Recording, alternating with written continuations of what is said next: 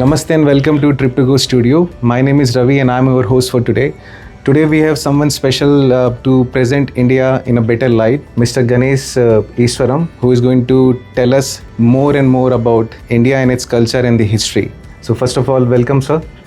Namaste, and this is a normal greeting which anyone arrives into India, this is how we greet. Thank you so much. So the first and the most important question, obviously, how did you get into the travel industry? You would like to tell us something about it? Yes, I do. I got fascinated with my dad, who used to work in a travel company almost about 40 years back. And later on, looking at their whatever information he used to bring in at home after his office, I used to go through it and then plan my own program to travel to various other destinations within India. And so on, I got entangled to it and wanted to get into this travel industry to know more what it has to offer.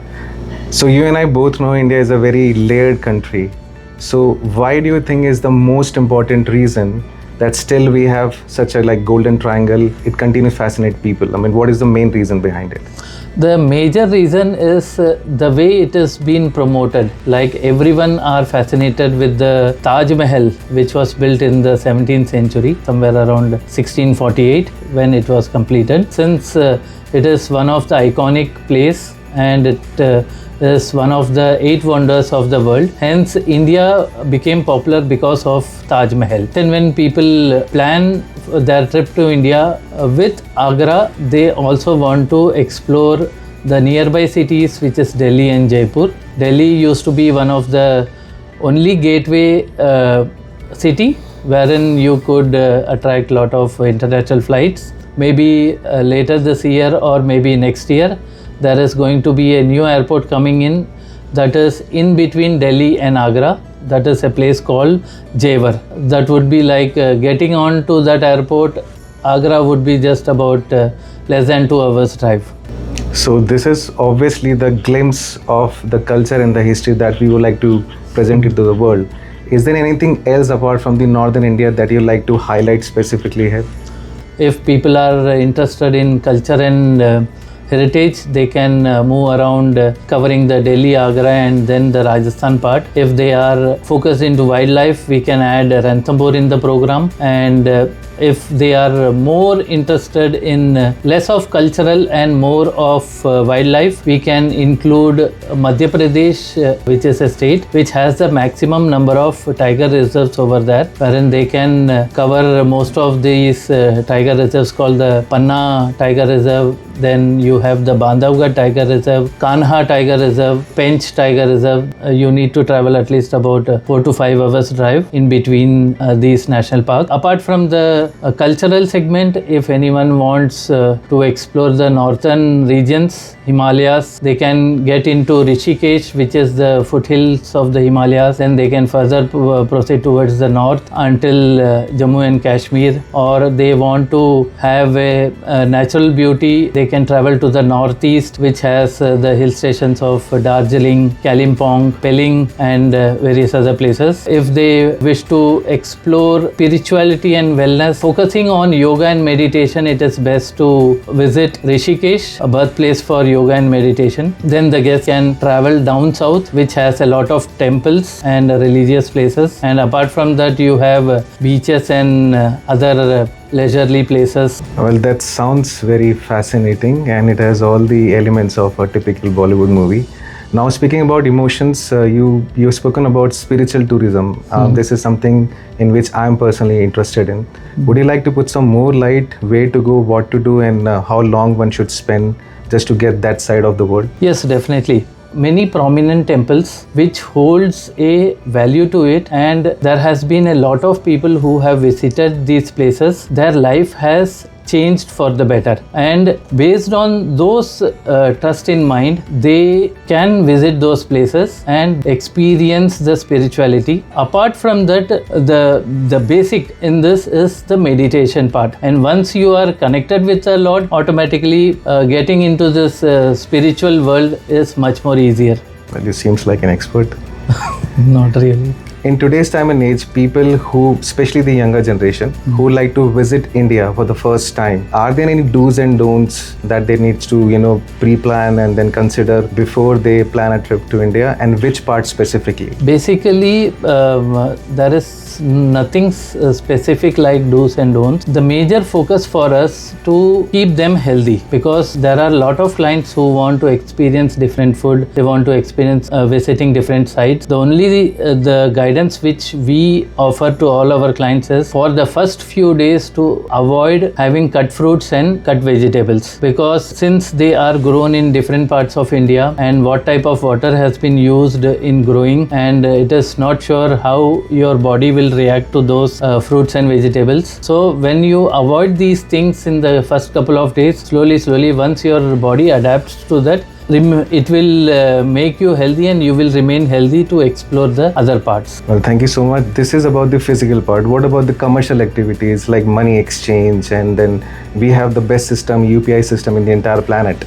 Do you want to say something about that as well? Yes. Money exchange, it is for many clients. Currently what we are doing is, whenever the client arrives into India, in case any of the clients want to change money, we carry enough cash with us, and at times we offer this services from our end, and at the same, so that it is convenient to the clients. Otherwise they have options to exchange money from the airport as well as from the hotel. At the airport as well as the hotel, the rate of exchange would be similar, hence they go as per whatever banks that offer, but the guests have to be very careful exchanging money from outside non-reliable sources. Otherwise they can exchange money anywhere, and not to fall prey on whoever is giving a better rate. Check with the local staff or the local guide whenever they want to exchange money.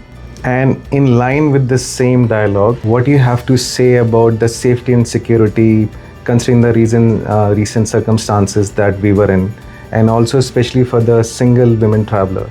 For a single women traveler, over here we have a phrase called Atiti Devo Bhava. Atiti means guest, Devo is God, Bhava is as a saying we mention, guest is God. Hence, if a single female traveler or traveler who is old enough, they are perfectly safe to travel in India, and you won't have the problems exploring places. The only suggestion is they don't leave the hotel or any other place late in the night. If you wish to travel later in the night, it is always suggested to have someone to travel with you or use your phone. So India itself is a very emotional country, and I both know this. So covering all emotions in the tourism sector from Kashmir to Kanyakumari, would you be able to tell us which state is famous and their USP and why one should visit those places, covering north to south, east and west? In north to south, if I talk about particularly hospitality, people who understand what tourism is, the tourist values, and people who understand what do they add to their economy. Those are, one is partly Jammu Kashmir. A lot of tourists travel to that state for trekking, particularly in the areas of Leh Ladakh, and they explore the places called Nubra Valley. After that, What's the altitude? I'm sorry, what's the altitude? Altitude is 14,000 feet above sea level, and from there coming down south, it is the second state is Himachal Pradesh. In between there comes Punjab also, but Punjab, it is like a little bit of troubled state, because Punjab state is very close to the Pakistan border. People who are very much focused in visiting any of these Sikh temples, they can visit, because the most prominent temple we have over there is Amritsar, a temple which has been fully made of gold. And people who follow Buddhism, they get to visit Dharamshala, the place where His Holiness Dalai Lama stays. And further coming down south, you have Haryana and Delhi. These are the places which are more prominent for the tourism. So clearly, travelers, India has a lot to offer apart from Golden Triangle. Now, speaking about the emotions that we carry, we generally have three religions: One is the religion by itself, and then cricket and movies. Do you watch movies? Yes, I do. Currently, everyone would have known Bollywood. Bollywood is located in the state of Maharashtra, particularly Bombay. We have Kollywood, that is in particularly in the state of West Bengal, Calcutta. Then we have this even in Chennai. Tollywood. It is like again they call it as Kollywood only because it again starts from C. But people who are fascinated in Bollywood, they have the opportunity to visit the studios. So, as a local DMC, do you specifically design trips to cater all those needs, or everything can be combined and sell as a package to the traveler? We can do it subject to the people want to explore, because out of 10 or maybe 20 people, not everyone would be interested in that. We can always customize it, and we can add in an extra day in that city to make them explore and experience all that the Bollywood tourism has to offer. So, as a traveler, first thing that comes into my mind when I'm traveling to India, where that I'll be exposed to a different culture, where the culture itself changes every 70 or 80 kilometers. So how does one can find himself cope up with all the challenges that are going to come to his or her way, and also as a company, how very well you're connected when it comes to the land connectivity between interstates? Basically, whenever a guest plans his tour, at the very initial stage, based on the interest, we put together the program and we mention all that is there en route and all these aspects. And at the same time, when the guest arrives, he's been given a program which has all the information mentioned on it. There are guests who want to have a local guide only, a local guide in each city. There is tour which is a escorted one, wherein we have national guide travel with these clients so that they can show each and everything, explain to the clients while they are on the move. So clearly we have discussed all the elements of tourism. Now let's discuss the elephant in the room, which is the food part. So you were telling me that you were born and brought up in New Delhi, but your roots are from southern part of India. That's so correct. What's your favorite like? Being an Indian and being part of southern India, I love to have this, we call in the local terms, we call it as idli, which is a rice pancake. Day one, the batter which it is created with the help of lentils and rice. On the day one, you can make a item called dosa. Immediately after grinding into a paste, you can make dosa. If you keep the same batter in the fridge and you want to make on the next day, you can make dosa as well as idli. And if you again keep that batter in the fridge, it will convert it into a uttapam. It will get slightly sour. To remove that sourness from that food, we need onions to it. And the North India, the basic is the naan and the dal, the lentils. You sure you're in the right profession, sounding like an expert? No, it is, I am a foodie, but being a vegetarian, my options are limited. Probably if I would have, having non-vegetarian, I could have explained chicken and meat items. Okay, now let's talk about the destination packages that are in demand right now, especially place like Rajasthan, which has their own food and culture, and they dance, put a dance show for you, and they cook inside underneath the sand and all. So do you design a customized packages like that as well? Yes, we do. This Rajasthan, the major prominent cities, we have Bikaner, we have Jaisalmer, we have Jodhpur, we have Jaipur, we have Udaipur. They were all owned by the local kings. Even today. Tell us more about the safari tour that you do in depth. I mean, for somebody who have not been exposed to that culture. Safari tours is like you have various safari tours available. One of the safari tours is a wildlife safari wherein you get almost 3 hours exploring inside the jungle. The best sighting for these tigers I feel is in the early summers, that is in the months of March, April. There are national park in the desert as well wherein you get to sight a lot of deers, black buck, antelopes. Those are one of the options. Secondly, there are jeep safaris which passes through various small villages showing the way of life, how people are living in small villages. Do we still have that Palace on Wheels? Yes, we do have. We do have. Palace on Wheels, it used to be the most prominent luxury train almost about 10, 15, 20 years back when it was operated by the government of Rajasthan. In total, we have about 5 to 6 luxury trains. One is Palace on Wheels. Earlier, it used to be only Palace on Wheels. Then we have the Golden Chariot, the Maharajas Express, Deccan Odyssey. These are the trains which is there in place. That's nice. Speaking about trains, we do have some high-speed trains as well. So, yes. Especially in the northern part of India, if I'm not wrong. So when you design a package, do you include that ride as well, just to have an experience? Yes, we do. We do it. The high-speed trains, they are all scheduled trains.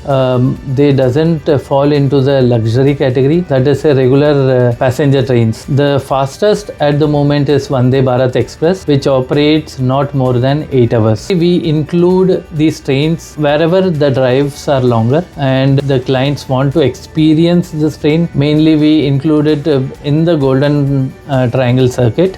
And what is the best time to visit India? The best time to visit India is between September and April. September and April are lean months and at the same time it is not too hot and the prices remain low. And what is the normal time that one should spend to experience India as the incredible India? The normal, anyone traveling from North America, at least about 10 days or 12 days or maybe 2 weeks, because the amount of time they spend traveling from USA to India and back, you need to have at least about 10 days with you to experience. Well, thank you so much. How much is the average spend for a family of 4 that one can budget for? See, average spend, it depends upon what is their budget, and it is very difficult to say what is the average spend. It could be maybe $1,000 or it could be $1,500, it could be $2,000. And is there any tipping culture? Yes.